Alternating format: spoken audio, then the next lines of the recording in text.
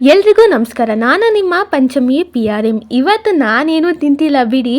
ನಮ್ಮಮ್ಮ ಇವತ್ತು ಸ್ಪೆಷಲ್ ಆಗಿ ಹೋಮ್ ರೆಮಿಡಿ ಕೆಮ್ಮಿಗೆ ಮಾಡ್ತಿದ್ದಾರೆ ನೋಡಿ. ಒಂದು ಕುಟಾನಿಗೆ 5 ಏಲಕ್ಕಿ ಎತ್ಕೊಳ್ಳಿ, 5 ಕಾಳು ಮೆಣಸು ಎತ್ಕೊಳ್ಳಿ, ಮತ್ತು 10 ಲವಂಗ ಎತ್ಕೊಂಡು ಕುಟಾನಿಗೆ ಹಾಕ್ಕೊಳ್ಳಿ. ಇಷ್ಟನ್ನೆಲ್ಲ ಕುಟಾನಿಗೆ ಹಾಕ್ಕೊಂಡು ಚೆನ್ನಾಗಿ ಪುಡಿ ಮಾಡಿ ಫುಲ್ ಸಾಫ್ಟ್ ಆ್ಯಂಡ್ ಸ್ಮೂತಾಗಿ ಪೌಡರ್ ಆಗಬೇಕು.